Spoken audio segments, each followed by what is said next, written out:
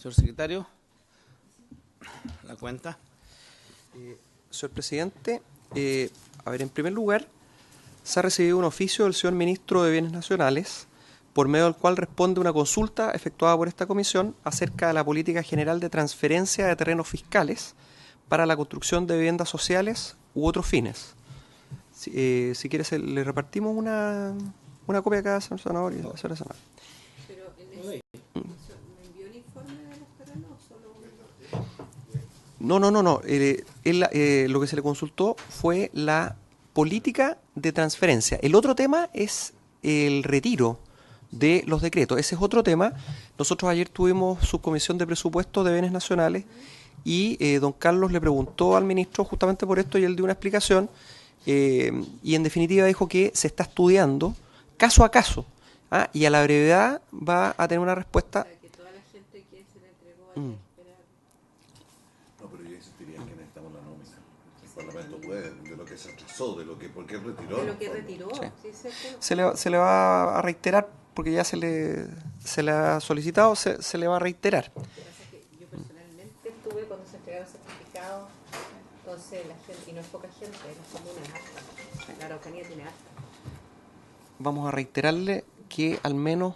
No, necesitamos la nómina. Exacto, por eso que al menos mande la nómina. Es que da la impresión que es todo.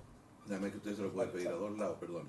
Sí. Pero se le puede pedir a la Contraloría y al ministro, porque la Contraloría también tiene esa nómina. De todos los decretos o actos administrativos retirados por el Ministerio de Bienes Nacionales de la Contraloría. Perfecto.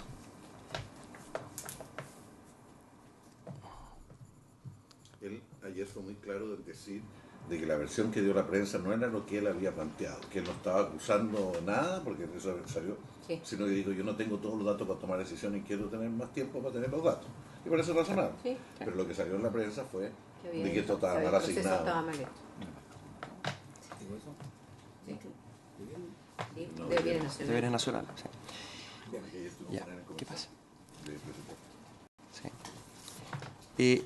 En segundo lugar, el presidente del Colegio de Gestión y Administración Inmobiliaria, junto con manifestar su imposibilidad de asistir a esta sesión, que había sido invitado, el día de ayer, en la tarde, pidió que la entidad sea recibida el próximo martes 19 y solicitó por la extensión del tema se le concedieran 45 minutos para exponer. Por otro lado, la Asociación Gremial de Administradores de Condominios y Edificios de Chile.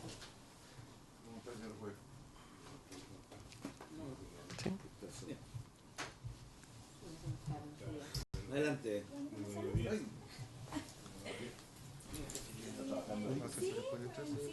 Sí. Pueden entrar los asesores, ¿sí?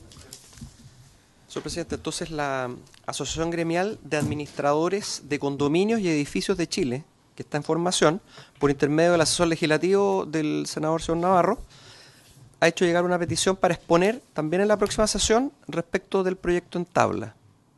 O sea, tendríamos el directorio del Colegio de Gestión y Administración Inmobiliaria y esta Asociación Gremial de Administradores de Condominios que está en formación están solicitando ser recibidos en la próxima sesión. ¿Se acordaría recibirlo, señor presidente? Sí. Por cierto. Don Carlos, senadora.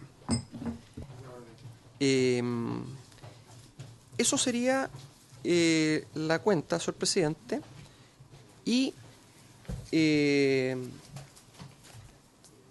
había invitado, ¿no es cierto?, aparte de el señor magistrado, presidente del Instituto Nacional de Jueces de Policía Local, don Luis Ramírez, a los magistrados señora María Eugenia Espinosa y señores Miguel Aguirre y Alejandro Cooper, que por razones de fuerza mayor no pudieron asistir. Se excusaron, entonces nos acompaña, eso sí, el presidente del Instituto, magistrado Luis Ramírez. ¿Se acusaron de manera permanente o por esta vez? ¿O están jubilados ya? No, por esta vez sí, solamente. sí.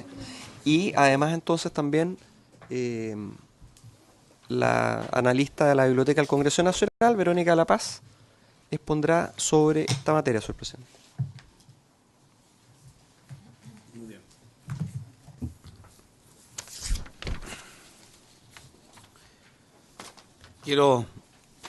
Gracias. Quiero agradecer la participación y haber aceptado la invitación del Instituto Nacional de Jueces y Policía Local a su presidente, don Luis Ramírez, juez del primer juzgado de Policía Local también de la Florida. Bienvenido, don Luis. Está también invitada a esta sesión de la Biblioteca del Congreso Nacional la analista de la asesoría parlamentaria, señora Verónica de la Paz, y del ministro del Ministerio de Vivienda y Urbanismo de manera permanente, el señor Manuel José Errázuriz. Quiero ofrecer la palabra a don Luis Ramírez sobre el proyecto de ley de copropiedad y poder, digamos, tener la posibilidad de conversar y abordar diversos aspectos. Después de la biblioteca, mejor, sí. Desde una exposición de la biblioteca más... es un análisis del proyecto, ¿no? ¿Cuánto señora Verónica, cuánto cree que dura la exposición? Una tarde lámina estaba viendo. 20 minutos. Si le parece, presidente don Luis, partimos por la biblioteca. Vamos a prefijar un poco los contenidos básicos del proyecto de ley, ¿no? En una exposición con data. ¿Sí? ¿Puede apretar, Verónica, por favor? Gracias. Sí, quiero recordar que esta sesión, como lo ha acordado el presidente del Senado y también los comités, está siendo televisada permanentemente por TV Senado, que es televisión abierta. No siempre es en directo, pero no sé si está en directo. En directo. Si no, las sesiones son nuevamente pasadas en TV Senado, lo que posibilita que mucha gente pueda informarse de los debates legislativos. Señora Verónica. Senador, buenos días. Tiene usted la palabra. Senadores. Lo que voy a exponer se ordena de la siguiente manera. Voy a hacer una pequeña relación de la legislación nacional relativa a la copropiedad, desde las primeras normas que hubieron sobre copropiedad y cómo se fue formando la arquitectura legal de esta materia. Luego, los principales ámbitos de análisis que hay sobre el proyecto, esto a propósito de un seminario que desarrolló la Comisión en el año 2016, que abordaron 3 temas fundamentales, que fue la integración urbana y social, por otra parte los aspectos de gobernanza interna de los condominios y la institucionalidad relacionada. Y finalmente voy a revisar legislación comparada, teniendo como eje estos mismos ámbitos. Entonces, en relación a la legislación nacional, presento este cuadro. Lo que intento aquí es dar cuenta de, en la primera columna, las distintas leyes generales de urbanismo y construcción que hemos tenido desde el año 31 a la fecha, las ordenanzas que han estado relacionadas con esta ley general, otras leyes y normas relacionadas con el ámbito habitacional, las leyes de copropiedad que hemos tenido y luego los reglamentos que han estado asociados a la implementación de estas leyes de copropiedad.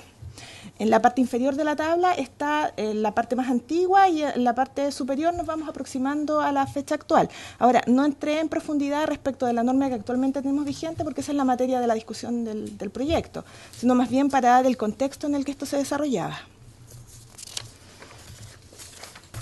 Entonces, al revisar la ley general, en el foco de cómo se integraba la comprensión de los condominios en relación al área urbana, uno puede observar desde las primeras leyes generales de urbanismo y construcción cómo se establecían potestades a los municipios para que cuando hicieran la revisión de los proyectos pudieran hacer observaciones concretas y hubiese una especie de negociación respecto de las características de esto. Entonces uno va observando cómo esa materia se va consolidando en las distintas leyes de copropiedad. Por ejemplo, tenemos que entre el año 53 al 63 había una potestad expresa de los municipios para establecer limitaciones en características de los proyectos como dimensiones, superficie, altura. Nos referimos a los números de piso, a los números de unidades, a cómo se agrupaban los edificios. Y tenía mucho que ver con una negociación, con una potestad de los municipios que no estaba necesariamente referida a los instrumentos de planificación, sino más bien a una revisión uno a uno de los proyectos. Luego, para el año 96, estas potestades, que son algunas de las que actualmente se mantienen, se empiezan a organizar de tal manera de tener potestades mucho más específicas. ¿Ya? Ahora, lo que uno observa en general en esta norma es que al tender a objetivizar los planteamientos también se rigidizaron. Entonces, de alguna manera, se homogeneizó la situación en el país y eso provocó que muchas cuestiones que antes resolvían los municipios se perdieran como potestad.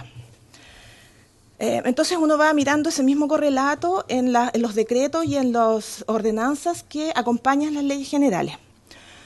Luego, en paralelo a esto, uno observa cómo hacia el año 59, con el decreto del DFL2 del 59, había una acción del Estado respecto de cómo se desenvolvía en el ámbito habitacional.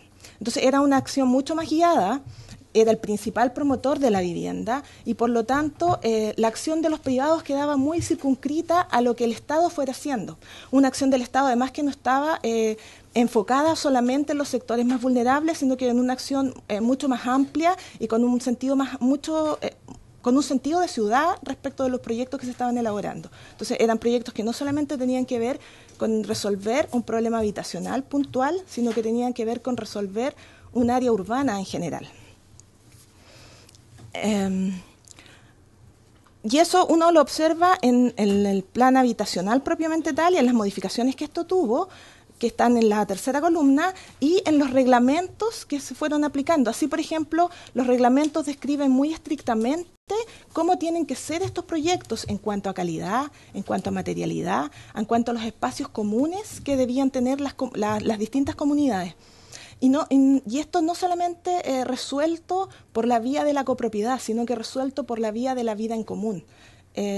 Uno observa un sentido mucho más estricto en el proyecto, en la arquitectura del proyecto, del sentido de comunidad, más que de lo común. En los proyectos actuales uno puede ver que lo que hay en las comunidades es más bien cuestiones comunes, servicios comunes, pero no hay una idea de comunidad detrás de eso. Lo que sí es posible observar en estos proyectos, en las exigencias que se les planteaban, por ejemplo, tenían exigencias de patio y de superficie de patio relacionada con los departamentos. Entonces hay un sentido de vida de comunidad que actualmente en los proyectos tiene más bien que ver con lo común que con la comunidad. Hago esa distinción. Luego, en lo que tiene que ver propiamente con la ley de copropiedad, yo hice una comparación entre las dos primeras normas, entre la ley, la 6.071, que es del año 37, y luego el decreto supremo 880, que es del 63, que viene a fijar un texto definitivo de una ley del año 53, de un DFL del año 53. Ahora, la estructura de esta norma, y me voy a cambiar la estructura de esta norma es más o menos similar y se ordena en 4 puntos fundamentales. Por una parte, disposiciones generales que dicen más bien con definir los elementos que conforman una copropiedad. Me estoy refiriendo a la definición del concepto, a la definición de los bienes comunes, a la proporcionalidad de los derechos, o sea, los derechos sobre los bienes comunes están relacionados con mi porcentaje respecto de la unidad, la obligatoriedad de los gastos comunes, cómo se usaban los bienes comunes, el uso y goce de estos, las normas de uso de la unidad. Aparece aquí también la figura del juez para sancionar los incumplimientos que se produjeran al interior de las copropiedades y la libertad para gravar o hipotecar las unidades de manera individual. Posteriormente, en el ámbito de la administración del conjunto, el reglamento de copropiedad aparece como una cuestión opcional y la norma de quórum con la que se hacía en ese momento era unánime, requería la aprobación del 100%. Y el objetivo de este reglamento era precisar obligaciones, limitaciones y el régimen interno del condominio. Pero como hemos visto no era obligatorio, por lo tanto había una norma general que podía ser aplicada. Además se establecía la figura del administrador, que era de elección anual y que era reelegible. En general está la figura de las asambleas como un solo tipo de asamblea, la asamblea, no hace distinciones, y con acuerdos del 2/3 de los derechos del condominio para tomar decisiones en ese ámbito. Aquí aparece también la facultad de los jueces de carácter administrativo. Ellos tenían la potestad para designar un administrador cuando hubiese algún problema en el condominio y esta figura no existiera, o cuando la que hubiera no estuviera comportándose a la altura. Y era un mecanismo que actualmente no existe. En el fondo, el juez solamente, en la modalidad actual, solo puede sancionar. Aquí también tenía posibilidades de involucrarse en la administración del condominio. También hay un capítulo particular respecto de la destrucción total o parcial de los edificios. Se establecen normas en caso de daño. Ya aparece aquí la idea de la obligatoriedad de los seguros de incendio. Aparece el financiamiento de los seguros como un tema de los gastos comunes.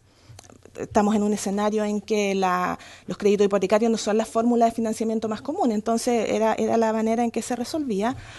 Y en las disposiciones varias de la norma aparece las formas, regula el cómo se debe acoger esta norma, el tipo de trámite que hay que hacer ante la dirección de obra y la inscripción correspondiente en el conservador de bienes raíces.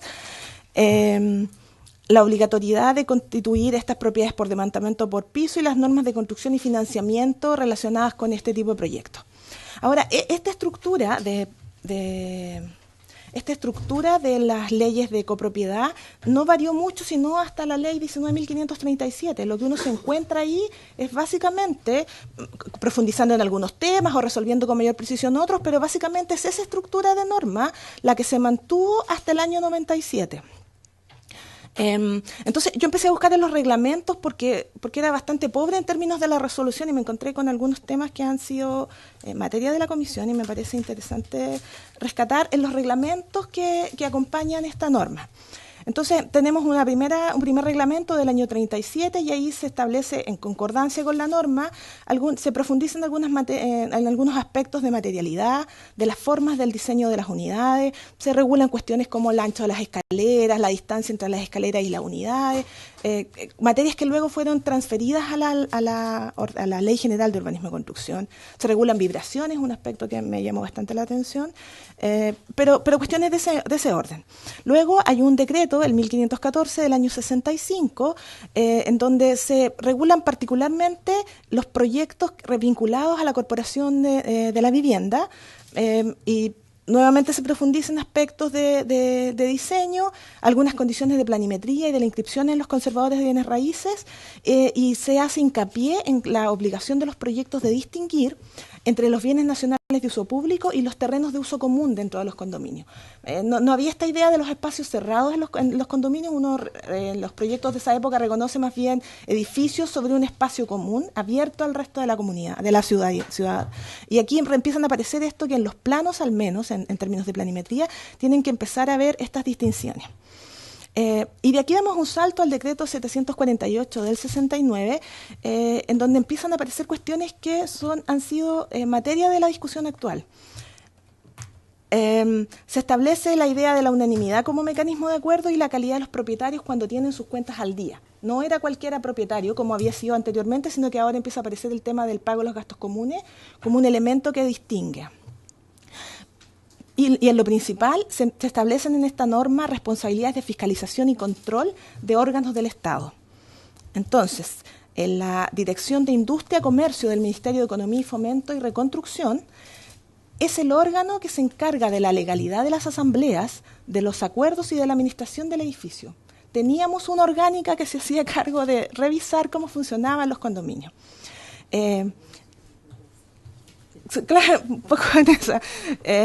En este órgano, yo coloqué expresamente ahí las atribuciones que tenía, porque me parecieron, tenía peticiones de oficio de los interesados, podía convocar a la asamblea, podía dictar normas de operación y funcionamiento de los condominios, vigilaba la designación y la remoción de los administradores y el cumplimiento que estos tenían que tener, controlaba la inversión de los fondos, designaba cuando lo estimaba necesario un ministro para verificar cumplimientos al interior de las asambleas y tenía la potestad de designar interventores. O sea, cuando un condominio estimaba estaba en problemas, podía designar una persona que se hacía cargo de abordar el tema y solucionarlo. Esto es bien interesante porque uno se lo encuentra actualmente en la normativa comparada, que este tipo de figuras existen.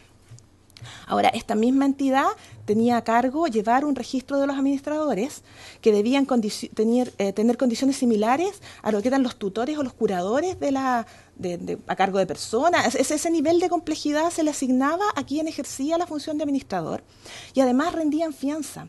Ellos debían, cada copropiedad establecía un monto que debía entregar el administrador como garantía del buen ejercicio de su función. En los gastos comunes distinguía, y empieza a aparecer aquí la distinción de los gastos necesarios para reparación, conservación, uso y consumo de los bienes comunes, que era con cargo al residente, independiente de si fuese el propietario o un tercero, y gastos de mayor responsabilidad, de mayor monto, que eran sí de responsabilidad del propietario. El Ministerio de Vivienda tenía la facultad de hacer los estudios de los gastos comunes y cómo estos se distribuían. Por lo tanto, ahí había otra instancia para resolver controversias, que era acudir a esta entidad para que revisara lo que se estaba cobrando, una especie de fiscalización de cómo se desenvolvía. Aparece también en la norma el tema de los cortes de los servicios a las personas morosas. Y ahí hay toda una discusión que se explicita en el decreto respecto de cortar solamente a aquellos que estaban en esa situación, porque hasta en ese momento en muchos lugares todavía subsiste que los servicios son comunes, que hay un solo gran medidor que abastece toda la unidad. Eso en los nuevos proyectos no ocurre, pero prevalece eso y era interesante cómo se buscaban fórmulas para hacer esa distinción. En el decreto del año 71, en el 695, se precisa aún más las exigencias al administrador y se faculta a que exija rendiciones de cuenta y se precisa quiénes pueden ser los que actúen como interventores, que podrían ser funcionarios de esta entidad, de la Dirección de Industria y Comercio, o los contadores auditores colegiados. Se precisa también la obligatoriedad de asistir a las asambleas. Y aquí hay otro aspecto que también estaba en discusión y allí se señala expresamente la posibilidad de que el arrendatario reemplazara en las asambleas al propietario cuando éste expresamente no hubiera indicado lo contrario, que es un poco lo que se rescata ahora en la norma que se está proponiendo. Además se crea en este decreto la figura de la Junta de Vigilancia.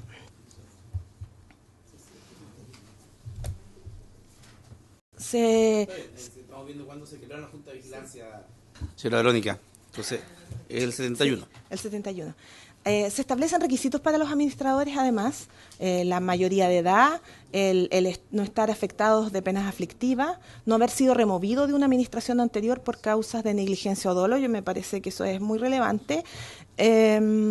Y lo que les mencionaba anteriormente respecto de estar inscrito en este registro y rendir fianza o garantía de su actuación. Se establece además que las normas internas recaen en la Asamblea, en esto no en el Comité. Actualmente el Comité tiene muchas facultades en términos de regular aspectos que no son sometidos a la Asamblea. Hasta este momento esto recae en la Asamblea. Se establecen expresamente, y lo que se rescata hoy día respecto de las responsabilidades que tienen los administradores y normas mínimas de buena operación que un poco existen actualmente en la ley vigente. Y otros aspectos que tenían que ver con los tipos de gastos que habían en las comunidades, las acciones legales que se podían emprender para obtener el pago de gastos comunes atrasados. Se aparece aquí también la creación del Fondo Común de Reserva. Se establece una fórmula que es actualmente la que tiene, o sea, que es similar a lo que tiene actualmente el Ministerio de Vivienda con respecto a los condominios sociales, que es nombrar a un delegado o actúa como tal hasta que el edificio ha sido enajenado en al menos un 50%. Esos porcentajes son diferentes, pero la fórmula es similar.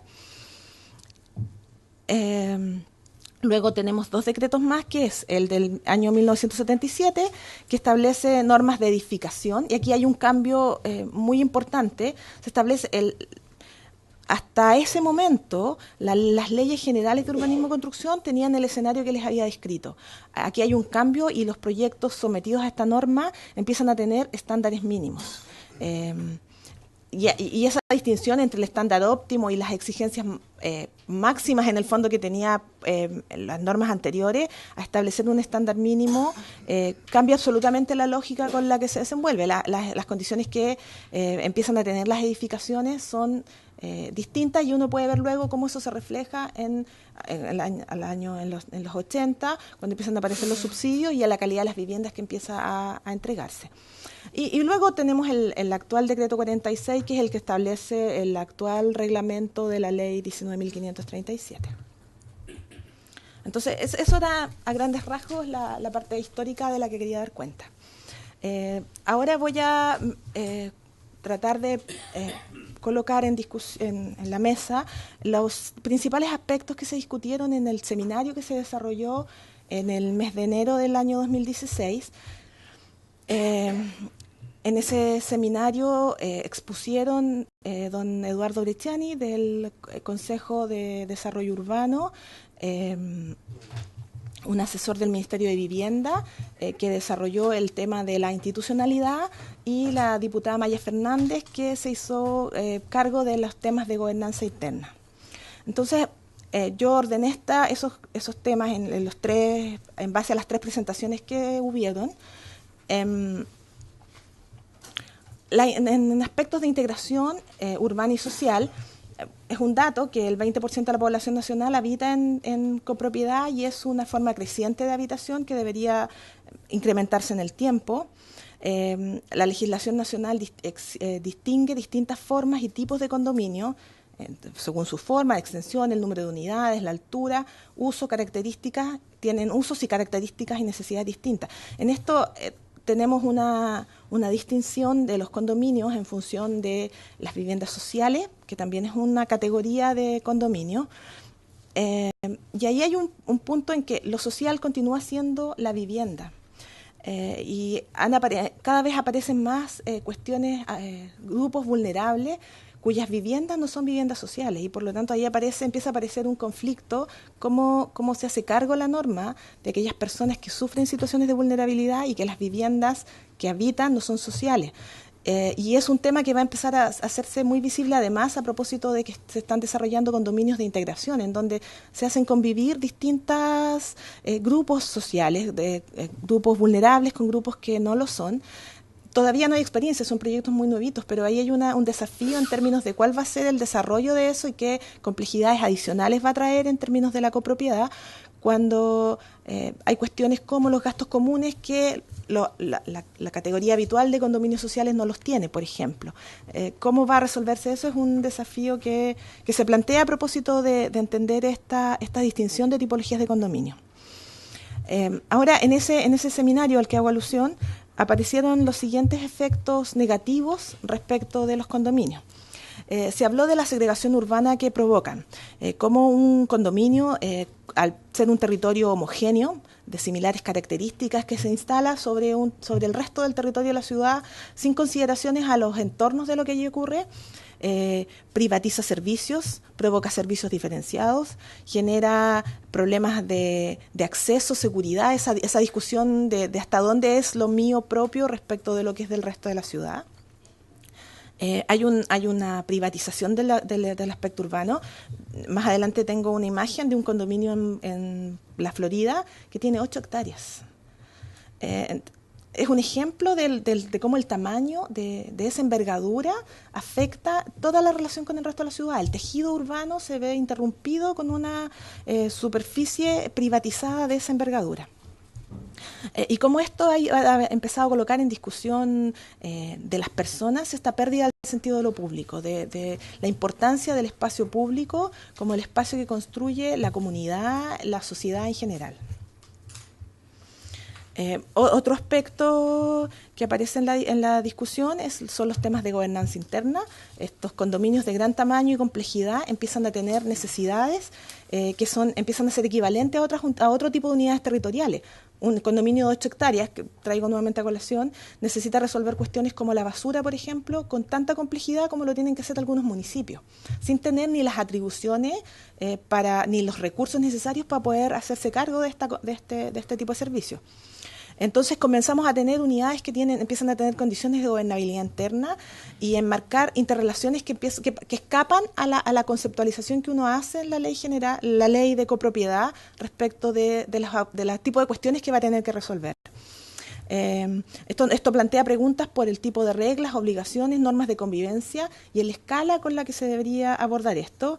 Y en el caso actual, como veíamos, se tuvo en alguna institucionalidad, pero en el caso actual trae con la problemática de cómo se resuelve esto. Porque finalmente la única figura del Estado que actualmente tiene la obligación de existir es el juez, que resuelve más bien los conflictos que llegan a su instancia a resolver un problema, pero el previo de eso, todas las situaciones de cómo se resuelve la cotidianeidad, no hay una fórmula expresa para hacerse cargo. En este sentido, coloqué acá un pequeño cuadro en donde cómo distinguimos la noción de comunidad versus lo común, que es mucho de lo que tenemos actualmente. Y esta noción de comunidad tiene que ver los definen los sociólogos con 3 cuestiones fundamentales: la pertenencia, la interrelación y la cultura en común. Y uno, al analizar la situación actual, en muchos de los que señalamos como condominio, estos elementos ya no existen. No hay un sentido de pertenencia a una comunidad particular. No hay una interrelación. Yo saludo al vecino en el ascensor y no tengo más relación con ellos. Y tampoco hay una construcción de una cultura en común. Entonces, muchos de los problemas que vemos tienen que ver con que tienen espacios compartidos, más que una comunidad como tal. Por último, en esta parte, me voy a referir a los mecanismos de participación. Los roles que cumplen, lo que hubo en la discusión, los roles que cumplen los administradores, quiénes son, qué responsabilidades tienen, cómo distinguir los buenos de los malos administradores, cuáles son las normas o las responsabilidades reales que tienen los comités de administración, las asambleas, cómo se fomenta o cómo se buscan mejores maneras de tener asamblea, porque una de las temas que la gente dio cuenta en este seminario es que la gente no asiste a las asambleas, que cuesta mucho alcanzar los quórum. En ese sentido, el proyecto se hace cargo de regularizar los quórum y los temas que se abordan, pero sigue siendo un tema que se plantea. Respecto de los mecanismos de participación, cuáles son los tipos de consultas que aparecen en este tipo de asamblea, lo que me hacía referencia a los quórum, la discusión respecto de quiénes participan, si en las asambleas solo pueden participar los propietarios o podrían tener un rol respecto de algunas materias quienes habitan también en el condominio. Aspectos sobre la resolución de conflictos. Aquí coloqué el término blocking. Todavía no tenemos renuncias de ese tipo, pero en la legislación internacional y en lo que uno empieza a revisar de documentos de estudio, esto empieza a aparecer. El blocking es similar al moving o el bullying en las escuelas, claro. Empieza a aparecer fenómenos similares al interior de las comunidades, de personas que han sido acosadas por sus vecinos. No hemos visto figuras, no sé si habrá, pero es un tema que está emergiendo en distintos lugares. Y luego, por ejemplo, claro, pero y esto es muy fuerte en otras legislaciones. Y finalmente el tema de cómo sancionamos.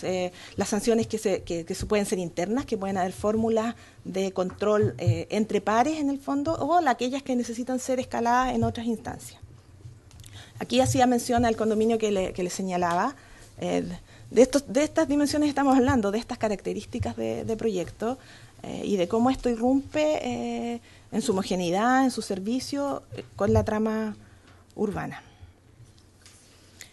El tercer panel que se presentó tenía que ver con una descripción de la institucionalidad que hoy tenemos.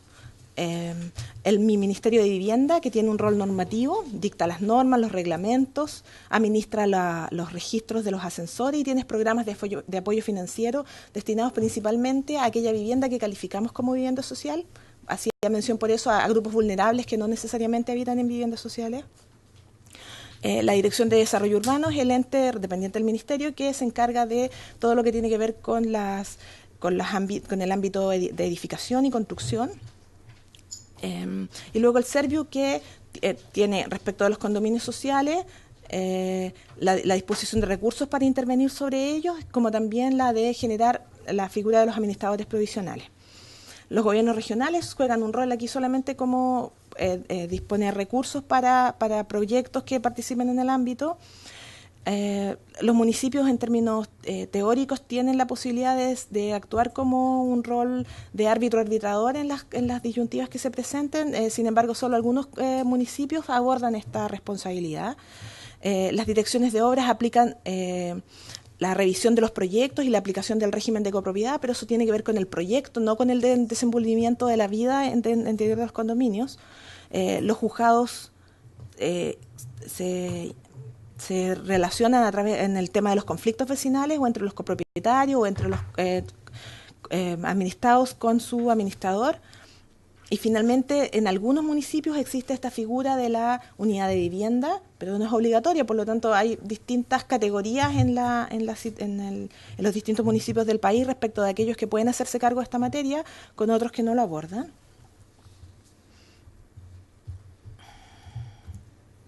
Ya, entonces, esos serían los grandes temas que se discutieron en el seminario y que son los temas que se colocaron en discusión y que dieron origen al proyecto que actualmente está en discusión. Ahora, la última parte de la presentación, busqué legislación comparada, cómo se resolvían estos grandes ámbitos de tema, lo que tenía que ver con la regulación urbana de los proyectos en el ámbito comparado. Entonces, respecto de cómo se hace esta regulación, en muchas legislaciones uno no encuentra una norma expresa, porque lo que se viene trabajando en esos códigos tiene que ver con la sostenibilidad de los proyectos habitacionales. No como una cuestión, la sostenibilidad entendiendo que el proyecto en su tamaño, en los tipos de relaciones que ofrece, en la relación con la ciudad, tiene que ser sostenible en el tiempo y ambientalmente sostenible.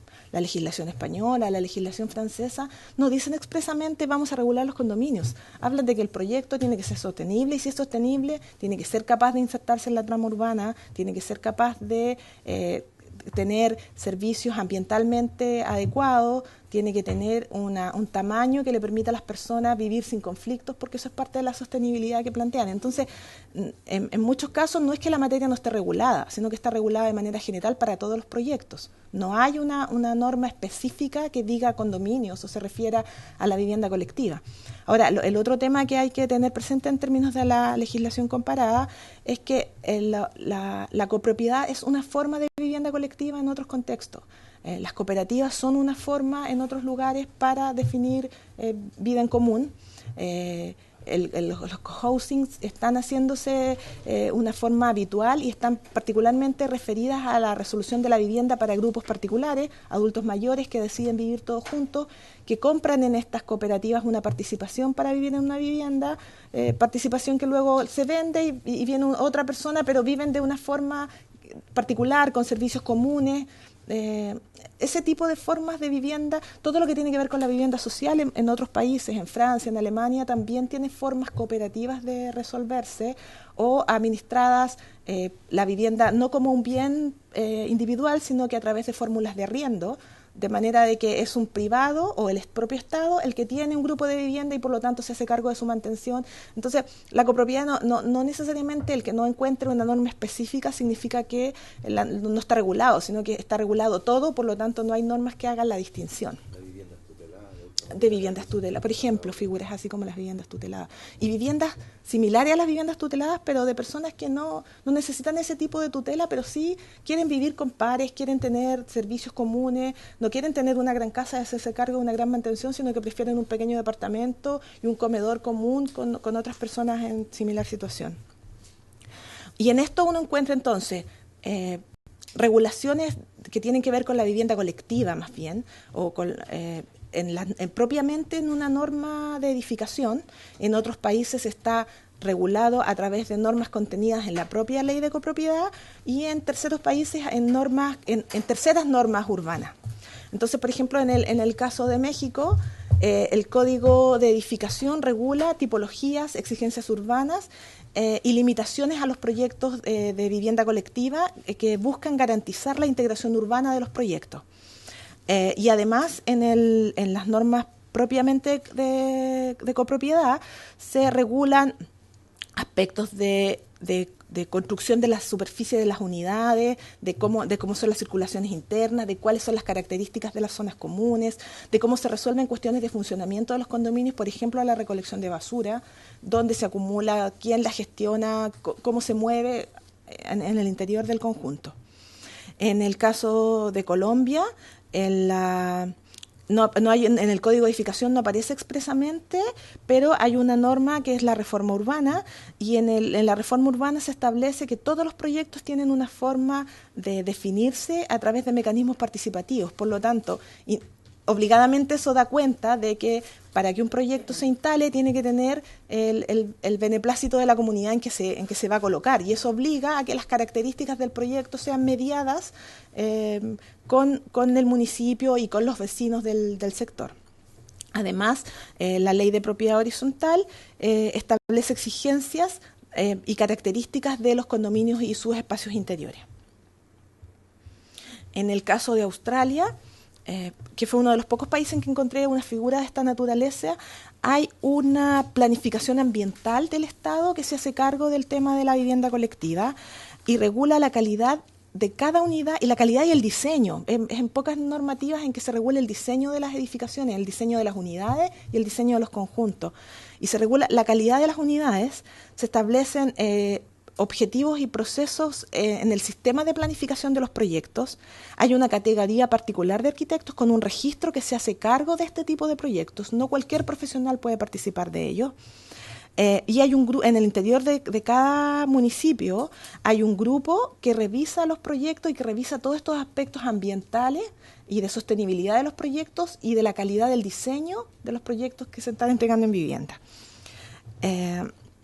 Y en el caso español, la ley de suelo y rehabilitación urbana y el Real Decreto que establece el Plan Estatal de Vivienda entre el año, yo revisé aquí el año 2018-2021, establece el tipo de intervenciones que puede haber en cada localidad sobre el suelo urbano y la coherencia que tienen que tener este tipo de proyectos con el plan de ordenamiento territorial.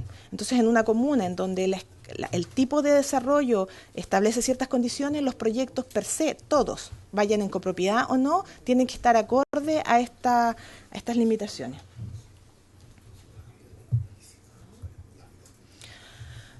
Respecto de los órganos de administración, revisé la legislación de Colombia, España y México. Voy a hacer mención a las distinciones, a aquellas figuras diferentes respecto de la legislación nacional. Aquí aparece, en el caso de Colombia, la figura del revisor fiscal. Los copropiedades son una figura jurídica y anualmente deben someterse a la revisión fiscal de sus cuentas. Entonces la figura del administrador queda amarrada con esta figura del revisor de todos los gastos y la rendición de cuentas, no solo a la asamblea que podría recibirlo y no tener los elementos técnicos para revisar, sino que a una figura que hace una revisión sobre esta materia. En el caso de México, los administradores deben someterse a un curso, a una formación particular para ejercer, una formación que la dicta la Procuraduría, análogo a los tribunales nacionales, respecto de las características que deben tener para el ejercicio de la administración. Entonces, no basta con su disponibilidad, sino que también con una calificación técnica, y en el caso español esta calificación es una carrera profesional para ejercer y una inscripción en un registro.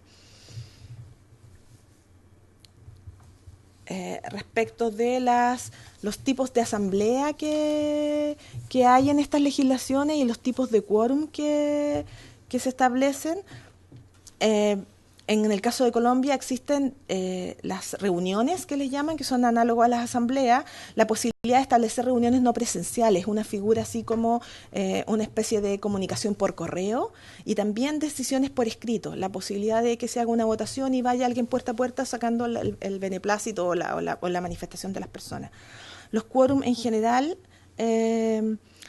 son del 50% y hay materias sobre las cuales la norma define una participación del 75%. En el caso de España, existe solo un tipo de asamblea y la norma general es el 50% más uno de los derechos de la copropiedad.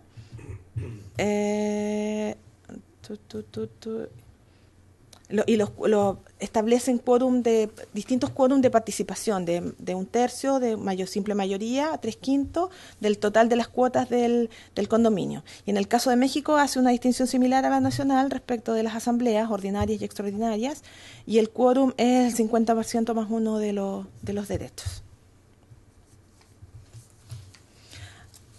Ahora, respecto de las fórmulas para resolver los conflictos,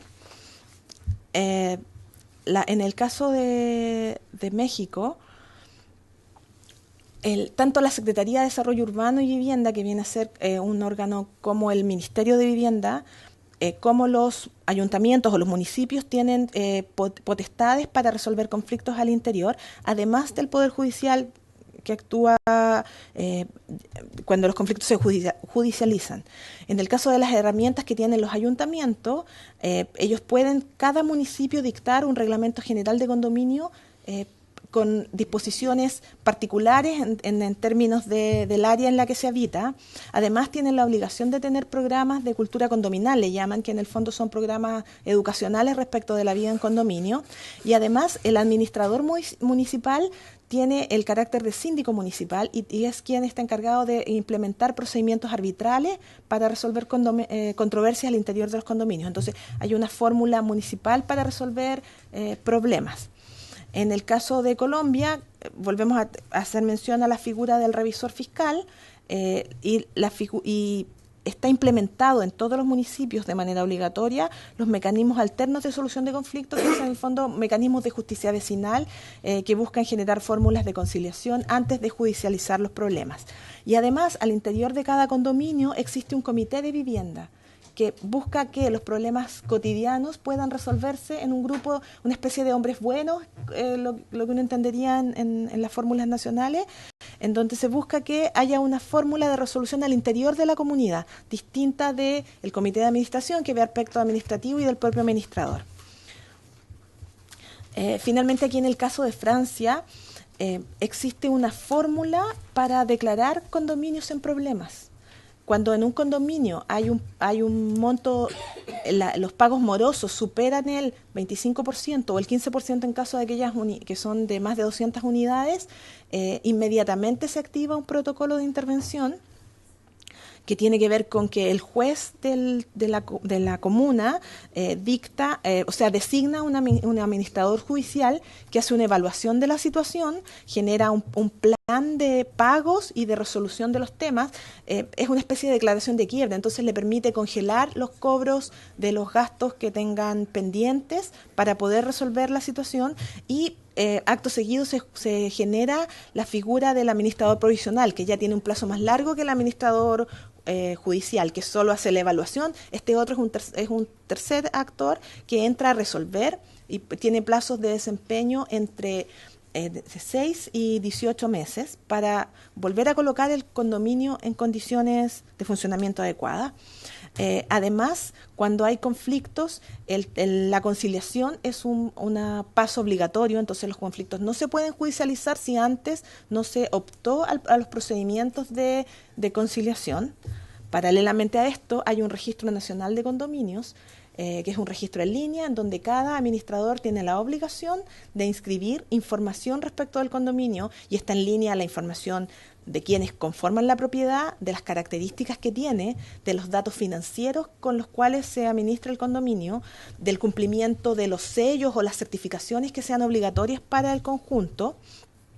Y esto es bianual, está recién implementado. A contar del año 2017 fue el primer grupo, que eran los condominios de mayor antigüedad, y hasta el 2019 hay distintos plazos para que los proyectos se ingresen a este sistema.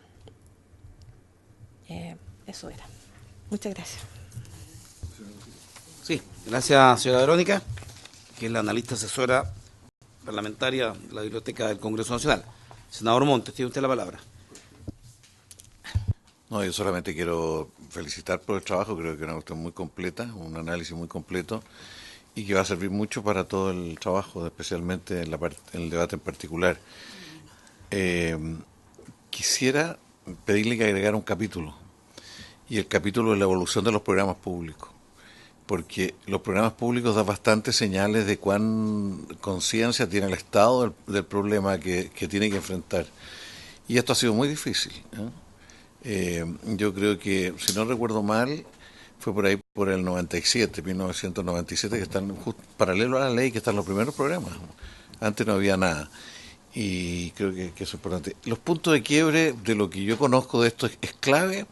La ley del 97, cuando se dice aquí el problema principal, es que toda la decisión en los condominios está sujeta al administrador, que tiene un poder muy fuerte, que mandaba y hacía todo, y en segundo lugar a la unanimidad como forma de decidir. Y ahí lo que se impuso fue la autonomía de la voluntad, que fue el paso más significativo de ese cambio legal. Habría que ver cuáles son hoy día los más significativos, porque de repente yo creo que el tema del condominio de la ciudad es un tema que todavía para nosotros está bien verde, y la Cámara de la Construcción, cuando estuvo acá, dijo: ese capítulo hay que sacarlo, esa parte hay que sacarlo, dijo. O sea que ellos no querían que se legislara al respecto, y eso hay que trabajarlo, también lo dijo el subsecretario, también lo dijo el subsecretario, que le parecía que es una materia que estaba poco madura, y todo lo que la gobernanza interna. El gran problema es la diversidad de realidades, que yo la verdad que creo que no está bien resuelto ni en la ley ni en el proyecto, porque tiende a ser muy homogeneizante, y se han buscado alternativas y todavía no se ha resuelto. Quería hacer ese comentario, pero creo que el capítulo de los programas públicos sería bueno ponerlo como otra columna de todo esto. Sí, no, yo lo encontré la felicito mucho por lo que hizo. Bien, yo creo que la señora Mónica lo va a hacer, y lo va a hacer con la misma eficiencia que ha presentado este trabajo. Senador Sandoval. Sí, gracias, presidente. Sí, sumarme obviamente a este recorrido, a las felicitaciones por este recorrido de la historia. Hay un concepto que en realidad lo señaló la señora Verónica, presidente, el tema de lo que es comunidad y de lo que es común.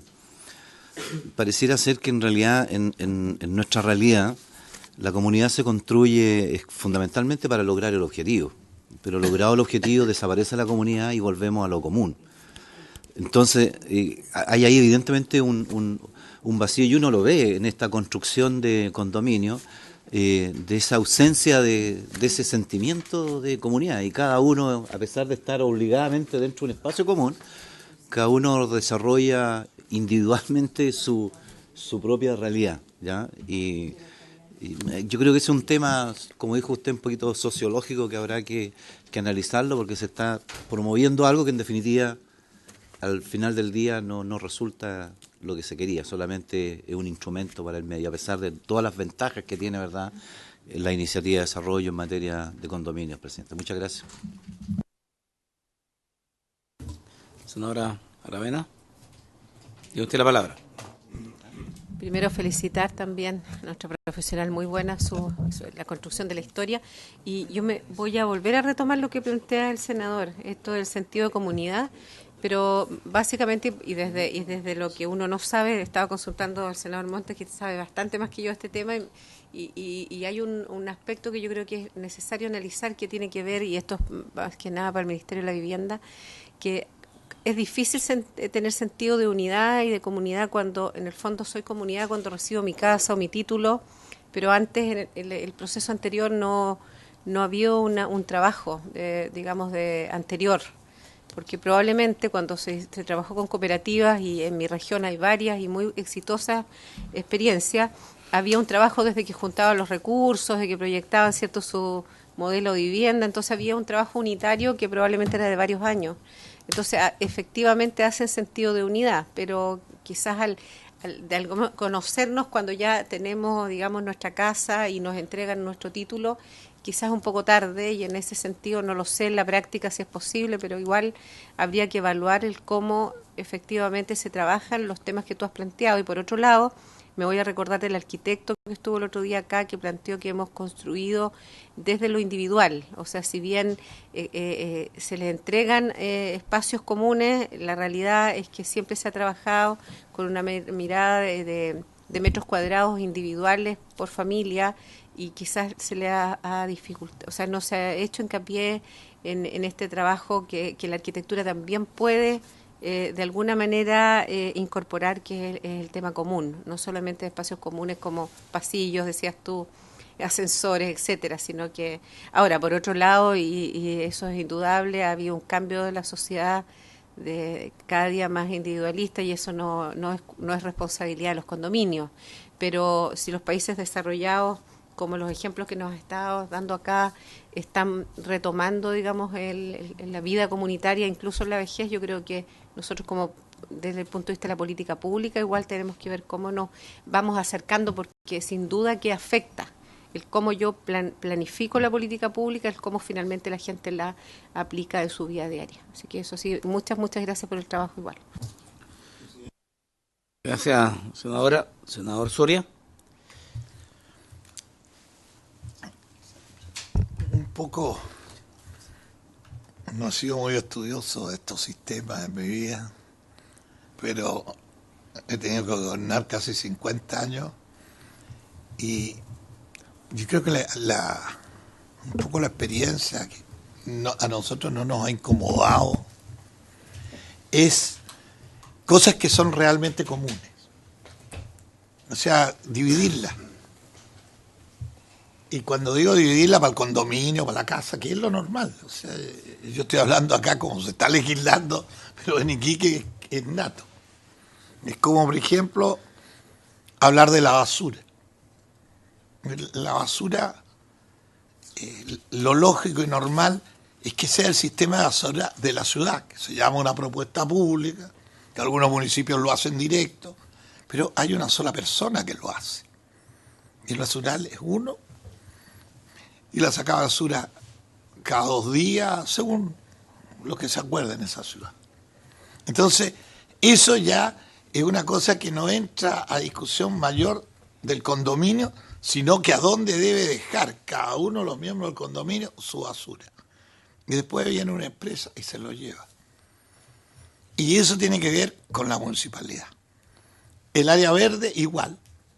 Determinar qué condominios son parte de... Nosotros estamos todos los días creando calles de calles con verde para que el vecino tenga su área verde y pase el vehículo, toda una ciudad agradable en el desierto. Pero eso es algo también que la lleva a la municipalidad y no debe ser... Porque ¿quién va a buscar una empresa que saque basura, que ponga verde y que ilumine?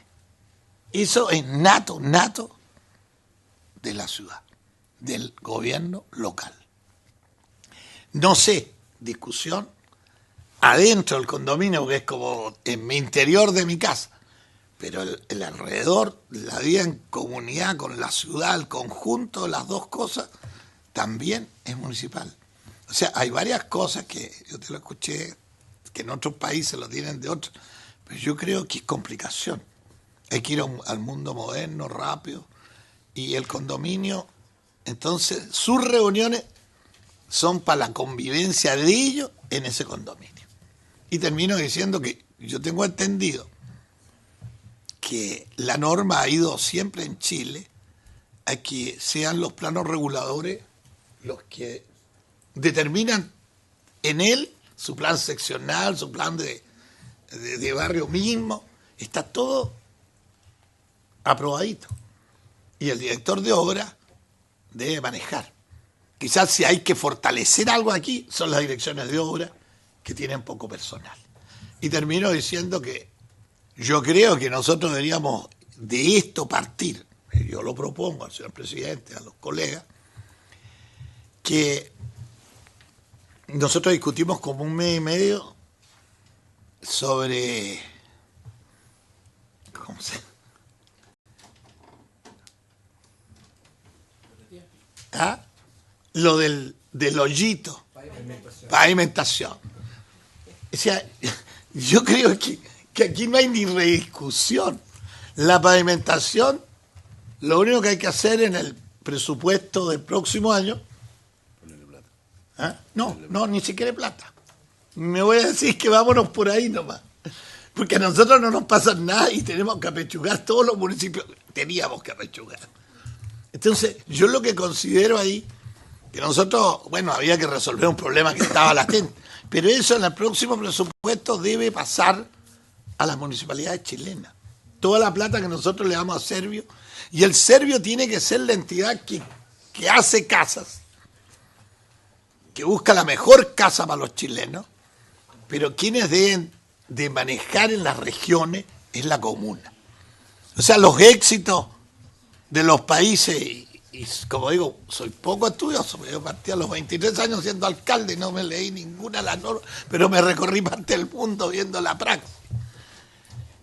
Es el municipio el que debe darle la orgánica, cuidar su desarrollo, y no los ministerios como lo hacemos en Chile. ¿Cómo es posible que me determine qué se hace allá el señor ministro de la Vivienda o el de Obras Públicas? Ambos tienen que hacer la casa, por un lado, que es la base, la familia, y construir el otro, la integración, y lo demás cae también en el municipio. Y si no, vamos a los Estados Unidos, que si hay municipios ordenaditos y ciudades ordenaditas, el mayor es el dueño del alcalde. Punto. Está clarito, el puerto de los Estados Unidos lo maneja el mayor. El aeropuerto y el tren es del mayor. Y yo me voy a los últimos triunfadores del mundo, de este minuto. Los chinos. Y los chinos no hicieron reuniones en el Senado, porque no tuvieron tiempo. Mandaron un equipo a los Estados Unidos, copiaron el sistema. Yo soy ciudad con Estados Unidos porque represento a Chile, entre paréntesis. Y Quique es ciudad con Miami, que en el fondo representa a todos los Estados Unidos. Y tenemos un diálogo directo con los chinos. En China pescaron el avión y lo mandaron a Estados Unidos y copiaron el mismo sistema. O sea, estamos en el sistema comunista y el capitalista, como lo discutimos acá. Para allá y para acá, ambos sistemas buscan el avance. Y el avance no se va a hacer en capital de ciudad, sino va a ser en región. La capital da la gran línea para el despegue de la nación y la cuida y mantiene eso. Y cada comuna, el alcalde tiene que sacar pecho y entrar en otra pega nomás, a manejar ciudad y ser gobierno. Esa era mi intervención, señor presidente. Gracias. Gracias, senador Soria. Solo decir del análisis de la biblioteca que este tema de la ruptura, digamos, de la convivencia societal no es solo en los condominios, también en los barrios. Nosotros vimos la experiencia del 27F, el 27 de febrero del 2010 en la región del Biobío. Y la verdad es que la única posibilidad en los últimos 25 años, para muchos 30 años, de haber conversado con los vecinos, haber compartido, haberlos conocido en el condominio, fue el evento del terremoto y el tsunami. Eso motivó una actitud de colaboración, de cuidado mutuo y solidaridad tremenda. Después de ese evento no ha vuelto a suceder. Tenemos un tema instalado en materia del conocimiento de las personas y su relación. Quiero ofrecer la palabra a don Luis Ramírez, juez del primer juzgado de policía local de Florida. Está también su asesora Lorena Escobar. Don Luis, tiene usted la palabra. Nos han dicho que tiene experiencia en este tema y hay mucho interés en escucharlo. Sí, muy buenos días, señor presidente, señoras y señores senadores. Le doy el agradecimiento en nombre del Instituto de Jueces de Policía Local, que actualmente presido, y al mismo tiempo darle la excusa de los expresidentes, ya, quienes por razones laborales, ¿verdad?, y me encomendaron, ya quisiera presente las observaciones que este proyecto amerita. En general, habiendo leído el proyecto, estamos plenamente de acuerdo, ¿ya? Salvo nos llama la atención y creo que sería conveniente incluir una conciliación, como se decía, o mediación obligatoria previa al sometimiento de la cuestión controvertida a un tribunal. Porque en general en las copropiedades de las comunidades es preferible, ¿verdad?, que un buen entendimiento entre los vecinos, ¿ya?, para solucionar problemas. Que dicho sea de paso, la mayor parte de los inconvenientes que ocurren en las comunidades, copropiedades, obedecen fundamentalmente a relaciones humanas, ¿ya?, a la forma en que nos relacionamos. Ahí están verdaderamente los conflictos. Desde el punto de vista legal, por lo menos en mi experiencia, donde llegan mayor cantidad de asuntos es, como le digo, problema de convivencia, y excepcionalmente llegan por remoción del administrador, que no entregan los antecedentes ni el libro de contabilidad a la nueva directiva, ¿verdad? Que no hay quórum para hacer la asamblea, que no se ha rendido cuenta, ¿verdad? Que los gastos comunes no corresponden, etcétera, etcétera. Ya, esa es una variante, pero en general el problema básico y fundamental son las relaciones de tipo humano. Concretamente, ya tenemos el caso, ¿verdad?, de personas que no tienen el ánimo ni la vocación de vivir en comunidad. Porque para vivir en copropiedad, y dicho sea de paso, como se ha señalado anteriormente, es hacia donde caminamos. Porque toda la gente tiende a vivir en edificios, en copropiedad, ¿verdad? Y efectivamente para vivir en ello se necesita de una educación. Ya no tanto en lo que se refiere al individualismo, sino que como ser social, ¿verdad?, uno tiene que inmiscuirse en esta comunidad y aportar, no solamente con las obligaciones que imponen dentro de la normativa vigente, el reglamento de copropiedad, sino que además con ir más allá, solucionar problemas, ¿verdad?, precaver eventuales situaciones y participar. Participación que es muy difícil, se ve muy difícil por la bulia y el desinterés de las personas, tal como se señalaba, cuando hay mucho interés hasta que se entrega la vivienda. Después que se entrega la vivienda, ¿verdad?, cada uno, es decir, vive su vida propia, cierra su puerta y no le interesa que le pasen lo demás. Pero el problema empieza a surgir cuando no se pagan los gastos comunes. ¿Ya? Cuando no se pagan los gastos comunes, cuando hay personas que efectivamente es decir, no tienen una conducta adecuada con el resto de la comunidad. ¿Cuál es, por ejemplo, fiestas habitualmente? Mal uso de los ascensores, ¿ya? Personas que llegan tarde muchas veces empiezan a hacer el aseo, ¿verdad? Y empiezan a meterle bulla al vecino que está más abajo, y ese tipo de situaciones, el uso de los ascensores, el uso de los espacios comunes, de las piscinas. Los animalitos. Ah, sí, además, de las mascotas, de los estacionamientos, ¿verdad? Etcétera, etcétera. Y ese tipo de problema, ¿verdad? Es decir, yo creo que allí y se ha dado, ¿verdad?, una situación que se puede solucionar mediante una mediación obligatoria, que en este caso creo que se ha dado en algunos lugares, ¿verdad?, que es el municipio, donde efectivamente hay una unidad donde hay arquitectos, ya abogados, por supuesto, ¿verdad?, asistentes sociales, cosas que vayan solucionando el problema. Y en última instancia llegar a la justicia. Además, en el mismo proyecto se establece un árbitro, ¿verdad?, que la Corte Suprema ha señalado, ¿verdad?, que al no señalarse sería un árbitro de derecho. Yo creo que lo ideal sería un árbitro arbitrador, ¿ya?, a fin de que efectivamente él trate de buscar una solución. Pero el inconveniente que yo veo ahí en las comunidades es que al árbitro hay que pagarle, ¿ya? Hay que pagarle. Entonces, ¿quién va a estar dispuesto a pagar? ¿Cómo contribuye cada uno de ellos? ¿Ya? Por eso yo creo que es fundamental una unidad de mediación, ¿verdad?, que dependa del municipio. Ahora, en cuanto a la administración propiamente tal, los administradores. Yo creo que los administradores, para optar a un cargo, para manejar, ¿verdad?, los fondos, etcétera, etcétera, debieran rendir una caución, una garantía, ¿ya? Porque se ha visto que mayormente los administradores, de repente, ¿verdad?, las cuentas no son claras, faltan dinero, ¿verdad?, y después el administrador renuncia y se va, y ¿dónde se lo ubica?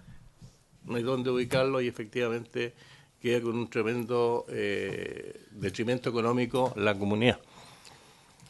Y unido a esto, yo creo que además es conveniente de que exista, y algo se dijo, un registro nacional de administradores de edificios, ¿ya?, que efectivamente donde haya un control respecto de esto, del buen comportamiento, ¿verdad?, que no haya sido en anteriores administraciones, haya sido objetado por malos manejos o por desidia o por dejación de su cargo.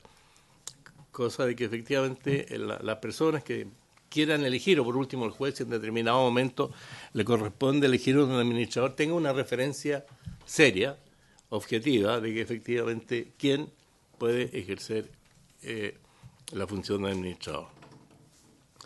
Ahora, respecto de las viviendas sociales, también y fundamentalmente allí se da de mayor medida ya la relación interpersonal, ya que efectivamente no existe ánimo ni de participar en este asunto, porque piensa que los problemas son de los demás, no son problemas de cada uno de ellos. Y se deja de lado, ¿verdad?, pagar los gastos comunes, se construye en terrenos de uso común, ¿ya? Y concretamente respecto a la construcción en terrenos de uso común, eso no nos llega a nosotros como tribunal, no nos llega como un incumplimiento, ¿verdad?, las normas de copropiedad, sino nos llega a través de la dirección de obras, por construcción, ¿verdad?, sin permiso municipal y en terreno de uso común. Lo cual es muy complejo de solucionar. ¿Ya? Hay casos concretos que a mí me ha tocado ver, y en el senador Montes también, ¿verdad?, donde personas hacen una ampliación en el tercer piso, para lo cual levantan unos pilotes, ¿verdad?, del primero hasta el tercer piso y arriba construyen su vivienda, ¿ya? O si no, las personas del primer piso que se cree que están beneficiadas por el hecho de vivir en el primer piso, que construyen jardines, cierran el perímetro, ¿verdad?, o lo dejan como estacionamiento privado, etcétera, etcétera. Lo cual le crea inconveniente a los vecinos de los pisos superiores, por cuanto la persona que va a tomar el estado del agua o de la luz no tiene acceso. O si se cae alguna cosa, ¿verdad?, no lo pueden retirar porque está cerrado. Ese tipo de situaciones, ¿verdad?, que cuando además hay que pintar un edificio y no lo pueden hacer porque efectivamente a todo alrededor del primer piso hay construcción. Entonces, esas son las situaciones que normalmente nos llegan a los juzgados de policía local. Ahora, respecto de las elecciones, ¿verdad?, del comité de administración, la gente, por eso es bueno que el quórum no haya bajado, la gente no tiene interés, desidia, ¿verdad?, tal como lo expresaba anteriormente, por cuanto los problemas no son míos, sino son de los demás. Empiezan a ser mis problemas en la medida, ¿verdad?, que no tengo ascensor, que no tengo, ¿verdad?, quien haga aseo en los espacios comunes, ¿ya?, que se está deteriorando la sala de uso múltiple. Ahí recién empieza el problema, pero ya muchas veces cuando nos ponemos efectivamente a tratar de solucionar aquello, el costo para solucionar el problema es mucho más alto que si nos hubiésemos preocupado en un momento, porque el tiempo, ¿verdad?, juega en contra de solucionar prontamente los inconvenientes. Además, en el mismo sentido, suele ocurrir que los administradores y en general el comité de administración y otros dirigentes dentro de las comunidades se tienden a perpetuar, ¿ya? ¿Por qué? Porque no existe interés de las más personas y eso contribuye de una u otra forma para que se vayan formando, entre comillas, camarillas y que efectivamente hagan un manejo arbitrario de los fondos, ¿verdad?, se favorezca a uno y en detrimento de otro. Pero eso obviamente son problemas que obedecen fundamentalmente a la comunidad, no del punto de vista jurídico, porque desde el punto de vista jurídico uno tiene que aplicar la norma si efectivamente se cumple o no se cumple. También, y ahí me llamó la atención lo que usted señalaba en relación a lo que ocurre en México, donde hay un tercero, ¿verdad?, que es un fiscalizador, que me parece un ingeniero, ¿ya?, que efectivamente fiscaliza que los fondos sean bien manejados, ¿ya?, que no se abulten los insumos, ¿ya?, que suele ocurrir, ¿verdad?, que la gente no está de acuerdo porque los gastos comunes suben en forma desmesurada y efectivamente no se ven mayores adelantos en la comunidad. Y en general esos son los temas que habitualmente, ¿verdad? Y no solamente en forma transversal, los juzgados de policía local. ¿Ya? Tanto en Providencia, que efectivamente, donde me decía la colega, que el problema de los gastos comunes es cosa seria, porque efectivamente las personas van avanzando en edad, los ingresos no son los mismos, no existe la misma contribución, entonces ya los gastos comunes incluso superan lo que muchas veces perciben. Entonces, ese tipo de problemas hay que abordarlo, no sé de qué forma. Yo pienso que tal vez a través de los municipios, que es la entidad que está más cercana a la gente, ¿verdad? A las comunidades. Y bueno, y eso es lo que yo podría señalar. No sé si los señores senadores tienen alguna consulta, algún tema que me haya quedado fuera, ¿verdad? Pero en general la labor nuestra es estrictamente jurídica, ¿verdad? Pero llega al final, cuando remoción del administrador, ya reunir el quórum, ya citar a las personas por una asamblea extraordinaria para ver problemas de gastos comunes, de los ascensores, etcétera, etcétera. De los ascensores, cosa que ha estado en la palestra pública, donde efectivamente existen comunidades que no tienen capacidad de reemplazar los ascensores y tiene que el Estado ir en ayuda de efectivamente esa situación, que no debiera ocurrir, porque si efectivamente todas las personas pagaran los gastos comunes, sería mucho más expedito, ¿verdad?, la solución de esos inconvenientes. Es cuanto puedo señalar, señor presidente. Gracias, don Luis Ramírez, presidente del Instituto Nacional de Jueces y Policía Local, senadora Aravena. Don Luis, muchas gracias por su exposición. Tengo una consulta que puede, algo estimado igual sirve. Si uno tuviera que poder definir de la cantidad de situaciones que llegan del 100%, ¿cuántas podrán estar vinculadas en promedio? Porque obviamente hay comunas que tienen muchas más, como Providencia, como usted dice, ¿cuántas serán causas vinculadas al tema de copropiedad? Del 100%. De las causas que ingresan a los juzgados de policía local debe ser un 5%. Ya. 5%. Ok. Don Luis, yo quisiera hacer la segunda pregunta. Carga de trabajo. Porque este proyecto va directo a responsabilizar a los jueces de policía local de todo lo que acordemos. Y me han señalado algunos jueces que tienen una carga extraordinariamente pesada, causas acumuladas que no se resuelven por diversos motivos. Y lo segundo, ¿qué hacer donde no hay juez de policía local? Entiendo que es el alcalde, donde no hay un juez de policía local, porque ¿en qué territorio no hay jueces? En todo Chile, en cada uno de los municipios, hay una o dos veces a la semana, ¿no? A ver, en jueces de policía local hay de jornada completa, que son los de ciudades grandes, y de jornada parcial, que son, ¿verdad?, aquellos pueblos pequeños que andaban 2 o 3 veces a la semana, ¿ya? Pero en la mayor parte de los comunas del país existe un juzgado de policía local, excepcionalmente no sea el caso. Y en aquellos que no hay, ¿verdad?, normalmente el juez hace las veces de juez de la comuna donde no hay, se pone de acuerdo a los municipios, ¿verdad?, y designa los mismos jueces que atienden las dos comunas. Ahora... ¿Y el equipo de trabajo, don Luis Ramírez, qué cuenta, por ejemplo, Florida? ¿Cuál es el equipo de trabajo? ¿Tiene secretario? ¿Cuántas personas disponibles? Sí, bueno, es que, a ver, yo pienso que en general, ¿verdad?, en las provincias, en las ciudades grandes, los juzgados de policía local tienen la dotación de personal y los elementos suficientes como para poder funcionar, ¿ya?, salvo raras excepciones. El problema lo encontramos, ¿verdad?, en los juzgados de jornada parcial, donde efectivamente tienen 1 o 2 funcionarios, ¿ya? Yo pongo el caso de Bucón, que lo conozco más o menos de forma cercana, que eran tres personas, era el juez, después el secretario, ¿verdad?, y 2 funcionarios, 4. Ahora creo que lo aumentaron a 5 o 6. Efectivamente, en invierno tiene muy poco trabajo, pero en época estival, ¿ya?, la población flotante aumenta el triple o el cuádruple, entonces efectivamente no dan abasto, ¿ya? Además, la infraestructura donde estos tribunales funcionan, ¿ya?, es muy precaria.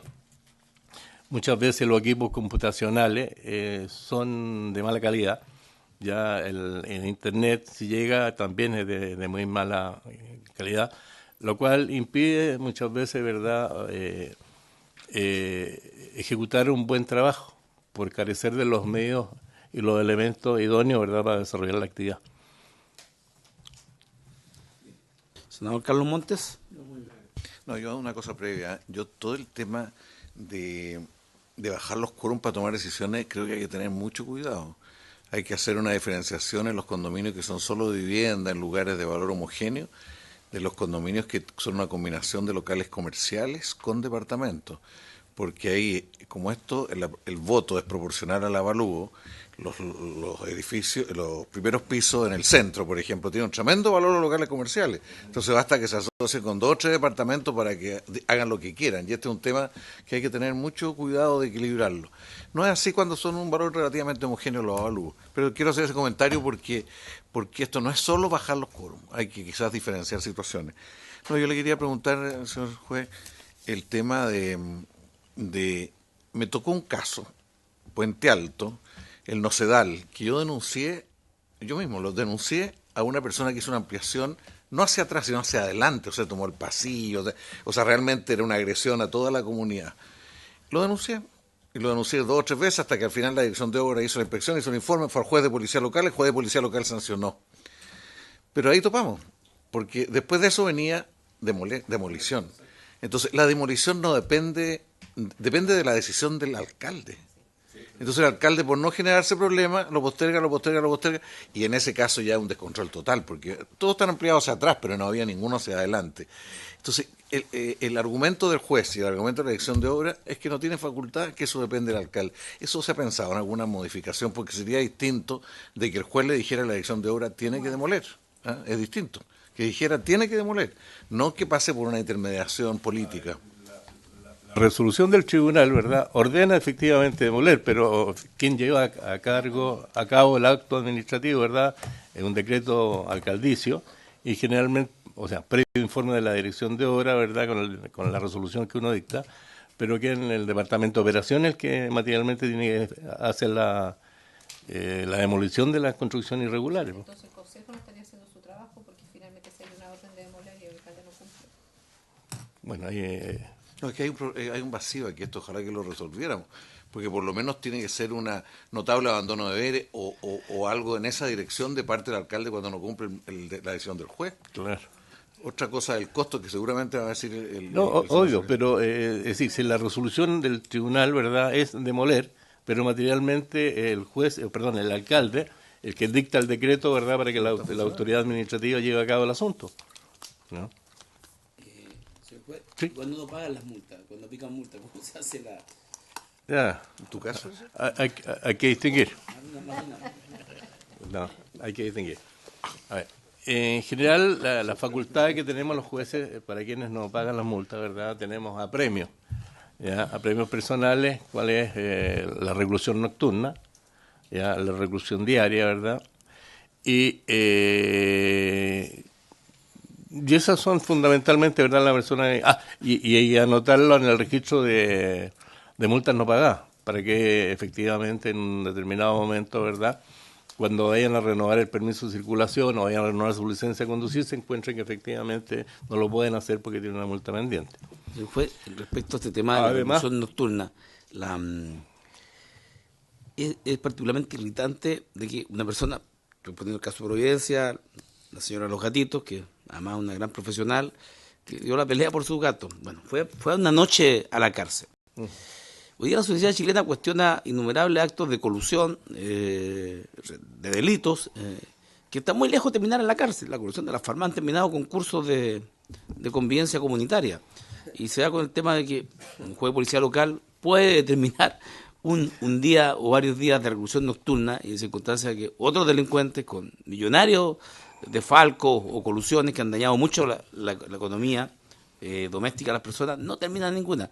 Entonces, han evaluado este tema porque mucha gente va a preferir un día noche y no pagar porque no tiene. ¿Qué pasa cuando la gente no tiene cómo pagar? Independientemente de la asimetría que pueda existir, que por una falta, tener una mascota, pueda ir a la cárcel. A ver, es que le explico. Generalmente cuando uno llega en orden de reclusión, uno ve si efectivamente está notificada la resolución, si ha pagado o no ha pagado la multa, y uno firma la orden de reclusión nocturna, ¿ya? que puede ser, tiene un máximo de 15 noches, ¿ya? 15 noches. Pero sí, sí tengo entendido que sí. No, pero a ver, lo que ocurre es que si efectivamente la persona va y le expone al juez el problema que tiene, ¿verdad? Normalmente, y en la Real General se lo voy a decir, que los jueces accedemos, dejamos sin efecto la orden, le damos facilidades, por último, ¿verdad?, para que solucione el problema. ¿Ya? Porque efectivamente existe una normativa por los animales, en el caso que usted plantea, seguramente hay un reglamento de copropiedad que impide que tenga, entonces efectivamente, ¿por qué ella sí y otros no? Entonces, no es justo. Entonces se le da alguna fórmula. Y lo otro que es importante señalar, ¿verdad?, de que el máximo de reclusión nocturna que podemos decretar los jueces son 15 noches. 15 noches. Y muchas veces hay multas que son de 50 millones de pesos, 60 millones de pesos, sobre todo en la Ley General de Urbanismo y Construcción. ¿Ya? Entonces, sacar la cuenta, muchas veces el hecho, si son 30 millones de pesos, ¿verdad? Por cada noche que vaya a dormir son 2 millones. Entonces, muchas veces le convendría más no pagar la multa y quedarse los 15 días, ¿verdad? Ir a dormir al... Tengo una... ¿Está interesado en los montos de las multas? Porque está con alguna preocupación, digamos. Sería interesante a lo mejor en esta ley incorporar el tema de las multas, que ustedes nos sugirieran una forma de hacerla, o de las sanciones, de hacerlo más racional, porque eso no está considerado en general, salvo marginalmente, y a lo mejor ustedes tienen, producto de la experiencia, propuestas mucho más adecuadas. Para respecto de la ley de copropiedad inmobiliaria. Todo lo que tiene que ver con las transgresiones legales dentro de la... que tiene que ver con distintas cosas, o sea, principalmente ocupar bienes comunes, sanciones, en fin, distintas cosas, o los ruidos, distintas cosas. A lo mejor es bueno darle más consistencia a las sanciones y a las multas, entre otras cosas. Pero a lo mejor el instituto nos puede ayudar. Por ejemplo, le hago presente una situación que se da. Las personas que pasan por la autopista concesionada sin el TAG tienen una multa, ¿verdad?, de una UTM. En cambio, el ciudadano que no paga su pasaje, ¿ya?, la multa es de una UTM y media. Entonces, efectivamente, uno dice, bueno, algo no funciona más. Algo no funciona porque efectivamente, o sea, la persona que anda en vehículo ya tiene los medios suficientes como poner combustible. Entonces, perfectamente, la multa debería ser UTM y media, ¿verdad? Y en todo caso, normalmente... No, en todo caso, le hago presente que normalmente se aminora el pago de la multa a los que no pagan el pasaje. Voy a prorrogar 5 minutos. El presidente, esto va a beneficio municipal, ¿no?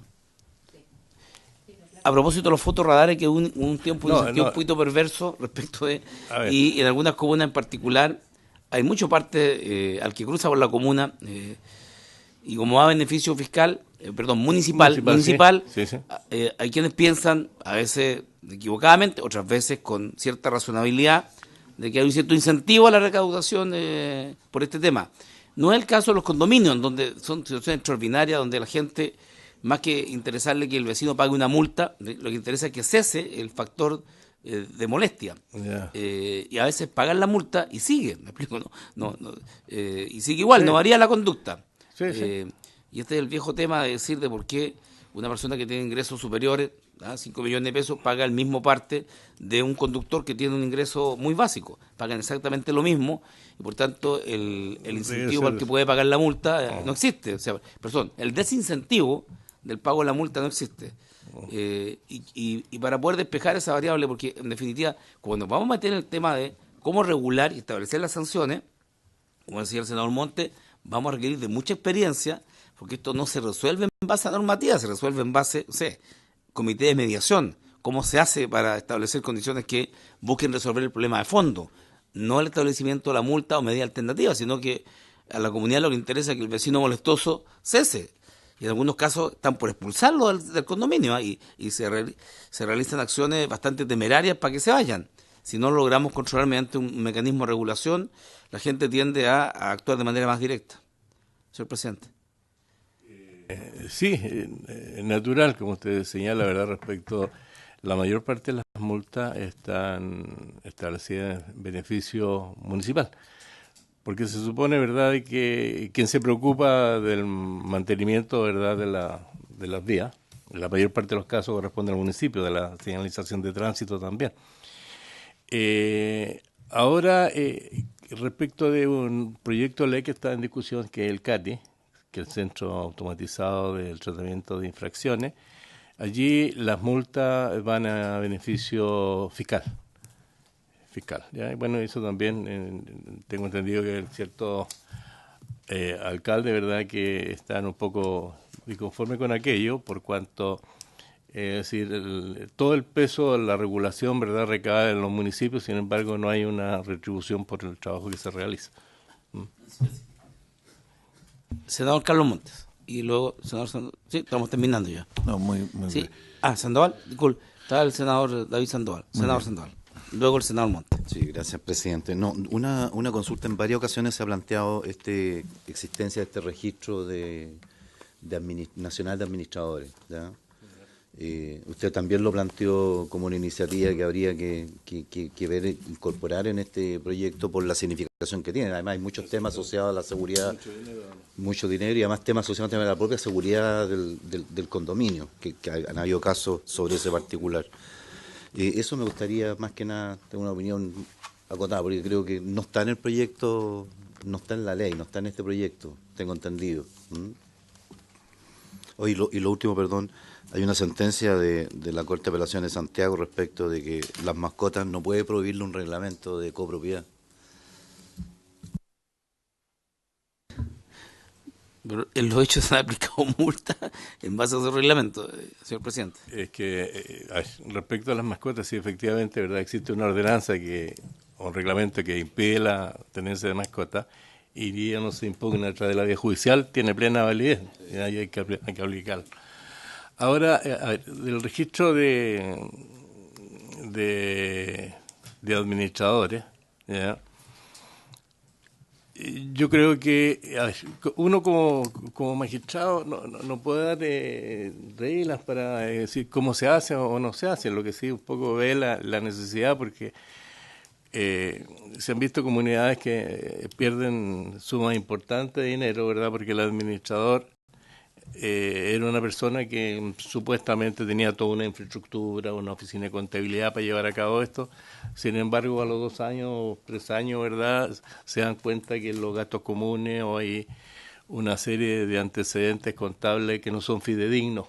Entonces, obviamente, al haber un registro o un catastro de todos los administradores, ¿verdad?, eso permitiría contar con buenos elementos, gente honorable y seria, ¿verdad?, que cumpliría con su cometido y quería en beneficio de la paz social y fundamentalmente, ¿verdad?, de todos los comuneros que hay en el Estado.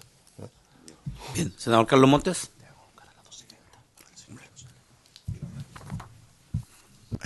No. Yo creo que la discusión de fondo con los jueces es qué papel pueden jugar los jueces respecto a la ley de copropiedad inmobiliaria. Hay una cierta percepción de la comisión de que, dado lo que son hoy día los juzgados de policía local, no estarían en condiciones de cumplir el doble rol que tienen, porque tienen un rol de supervisión, de superintendencia, de que funcionen bien, y otro rol de hacerse cargo de ciertos conflictos legales propios de un juzgado de policía local. Esto segundo quizás lo pueden hacer, pero en lo primero en general no lo están haciendo. La ley supone que lo pueden hacer y no lo pueden hacer. De ahí ha surgido la idea de una superintendencia, la idea de otra estructura que asuma esto, entre otras cosas que lleve lo que se plantea en Francia, el registro nacional. Hoy día supone que son las secretarías municipales, la secretaría municipal la que lo lleva. El tema de los mediadores, hay obligación de los municipios de tener mediadores actualmente, pero no se está cumpliendo en ningún lado. Hay varias otras obligaciones de los municipios respecto a esto que no se están cumpliendo. O sea, hay un vacío bastante grande. A mí me gustaría eso. Pero, presidente, yo tengo que irme y quisiera plantearle una cosa. Habíamos quedado de votar hoy día. En general, le propondría, si podemos postergarlo para la próxima, pero sí votar en la próxima y pedirle a la Secretaría que vaya avanzando en el informe, mientras tanto, va a sacarlo relativamente rápido el debate en general en sala. Eso es lo que yo le quería. Yo sé que la Secretaría lo debe tener listo, estoy hablando de la señora Valentina Valentín. Yo creo que lo debe tener listo, pero por si acaso quería recordarle. Muy bien, senador, precisamente ese era el acuerdo que teníamos. Nos queda para la próxima sesión el Colegio de Gestión y Administración Inmobiliaria y la Asociación Gremial de Administradores de Condominio y Edificios, que es de la región del Biobío, y han pedido participar, están muy interesados, han hecho una evaluación del proyecto. Yo le sugiero a los senadores que podamos la próxima sesión escuchar estos dos invitados, los gremios, y luego al final de la sesión votar en general, de tal manera iniciar el proceso de representación del proyecto. ¿Les parece? Para acordar. Bien, así se acuerda. Votaremos la próxima semana, luego de escuchar a nuestro invitado. Senador Jorge Soria, estamos pasados el tiempo. El terremoto hace 4 años. Senador, sí.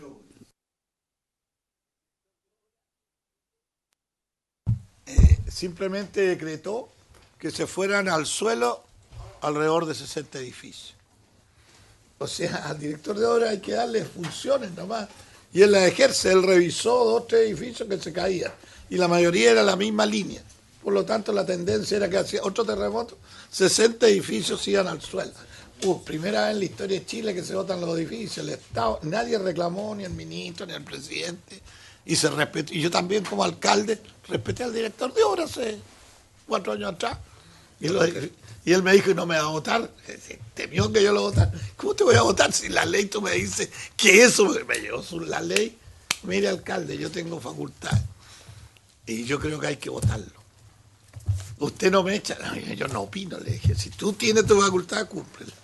Para bien o para mal, no sé. Es tu facultad. O sea, es cosa de, yo creo, arreglar las leyes nomás y cuadrar quienes van haciendo el papel y lo hacen bien. Lo hace bien el ministro, lo hace bien nuestro juez, todo hay que darle. Démosle. Bien, agradeciendo la presencia de don Luis Ramírez, que es el presidente del Instituto Nacional de Jueces y Policía Local. Gracias por su presencia. Está invitado, presidente, de manera permanente, así que al igual que las asociaciones de alcaldes, todo lo que pueda ser contribuyente para este proyecto de ley que tiene complejidades, pero que es muy urgente. Don Luis. Le agradezco, señor presidente, ¿verdad? Y a través suyo a las señoras y señores senadores por la invitación. Para concluir, quiero señalarle, ¿verdad?, de que los jueces nos corresponde resolver contiendas. Ya no podemos dar opiniones respecto a determinadas situaciones, salvo, ¿verdad?, lo que nosotros, la experiencia que nos da el quehacer diario. Ya, por ejemplo, lo que yo planteé respecto del asunto de los administradores, que existiera, ¿verdad?, y una caución, efectivamente, porque eso le daría más seriedad, ¿verdad?, y no cualquiera sería administrador. ¿Ya? Se han visto incluso copropietarios que toman la administración porque no carecen de fondo y después se van y quedan con un tremendo déficit presupuestario. En todo caso, le reitero la disposición del instituto a participar y a colaborar en lo que esté de nuestra parte. Además, quiero hacerle presente que el instituto que yo presido representa a los jueces desde Arica hasta Punta Arenas. O sea, tenemos los asociados y tenemos diferentes realidades, gente que no tienen ni siquiera muchas veces hay correo en alguna comuna para que se despachen las cartas certificadas, que dicho sea de paso hay un proyecto de ley para que en este momento no sea, que se puede hacer además a través del correo electrónico, siempre y cuando las partes lo pidan así. ¿Ya? Pero tiene que ser sancionado porque de otra forma notificar a través de esa vía no tendría ninguna validez. ¿Ya? Y varias otras cosas, o sea, en cuanto al personal, ¿ya? Y en la época en que estamos, ¿verdad?, el buen servicio de Internet, una buena infraestructura en computación, etcétera, etcétera, para que la distancia no se note, porque no es posible, por ejemplo, en los exhortos por infracciones de tránsito a que se cometen en lugares que son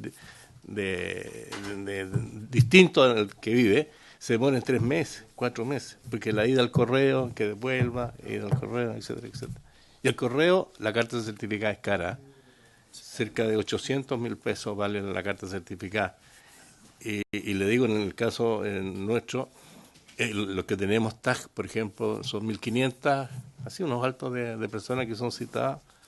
Y es plata, es dinero que se va de los municipios, ¿verdad? Muchas veces, y ese dinero no vuelve. No vuelve porque, ¿qué pasa? No sé, entre medio de tanta vorágine. Hacemos el trabajo de la concesionaria. Bien, sí. Tomamos nota, fehacientemente la Secretaría ha tomado nota de aquellas sugerencias, habiéndose cumplido el objetivo de la sesión, esta se levanta. Muchas gracias.